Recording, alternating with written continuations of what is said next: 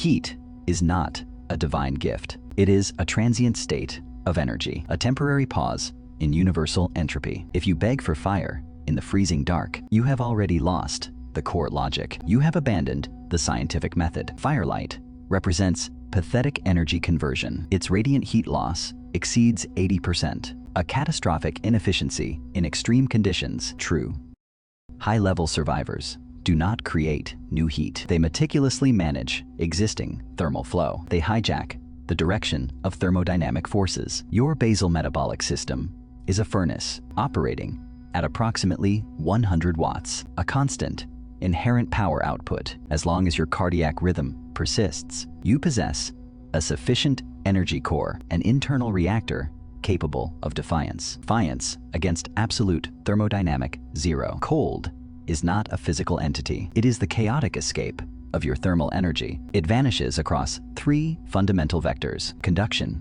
is the direct solid-state transfer. The frozen ground relentlessly siphons heat. It extracts caloric warmth from your bone marrow. The earth acts as an insatiable thermal drain. Convection is the violent fluidic transport. Moving airstrips your bioenergy field. It peels warmth from your exposed surface. This accelerated heat loss is catastrophic. Radiation is the most insidious depletion. Your body incessantly broadcasts infrared signals. It bleeds thermal energy into the void. This invisible emission is a constant suicide. The lab's primary mission is never to ignite. It is to precisely alter physical parameters, construct impenetrable barriers, to meticulously block every point of leakage. Multi-layered clothing is not for comfort. It is a system of static air chambers, a carefully engineered series of dead zones.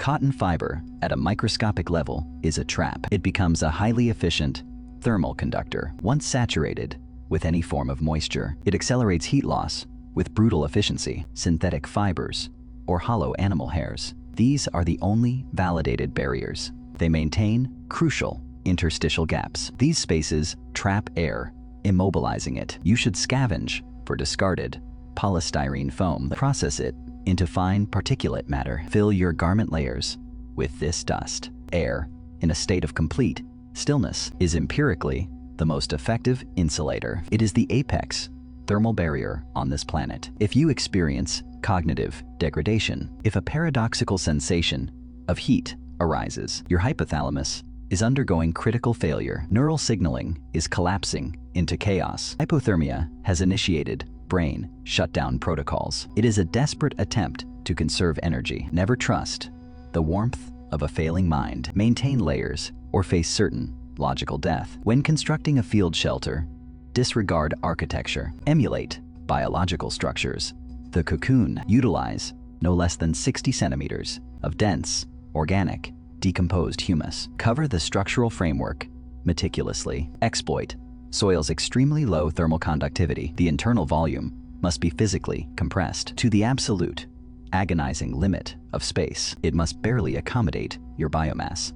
When the internal volume to surface area ratio approaches unity, your body heat will dominate. It will effectively commandeer the microenvironment. Mylar blankets are not decorative trinkets. They are precisely engineered reflective layers designed against infrared radiation. Utilize the mirror effect of the metallized film. Force the dispersed thermal energy back towards your biological core. If industrial-grade film is unavailable, the metallic sheen of aluminum waste possesses the same fundamental physics. Repurpose plastic bottles into thermal capacitors. The high specific heat capacity of water is the most reliable heat transport medium. Utilize your core body temperature to transfer energy to the fluid within. Then, strategically deploy these heated vessels to the extremities, the feet and hands. This is a brutal, zero-sum energy transfer. You are expending residual calories to prevent the necrosis of your limbs. Corrugated cardboard's cellular structure is a natural, robust physical barrier. It is the most potent insulator a scavenger can realistically procure. In this dimension, survival requires no courage. It demands absolute adherence to thermodynamics. When you open your eyes in the frozen dawn, it is not a divine intervention or miracle. It is the direct, verifiable result of a correctly derived physical equation. You calculated your way back to existence. The law of entropy remains undefeated, but today, you refuse to yield to its decree. Maintain the thermal gradient and seal the leaks. The lab dictates the terms of your survival. The data proves the efficiency of desperation. Cold is a force, but physics is a weapon. Wield it with precision or perish in silence. The waste holds the keys to your continued function. Disassemble the chaos, reassemble your life. Every calculation is a step away from death. Every successful measurement is a victory. The lab is your sanctuary, the numbers your truth. Ignore the screams of the starving. Focus only on the cold, hard facts. The external temperature is irrelevant. Only your internal core temperature matters. Protect it with every scrap of knowledge and every piece of discarded material. This is not just survival. It is scientific triumph, a brutal, beautiful defiance of the inevitable, the thermodynamics of human persistence, the coldest logic for the warmest outcome. You are a walking, breathing experiment. And today, the data confirms your existence. The universe may be indifferent, but your internal furnace burns on, fueled by the purity of cold, hard facts.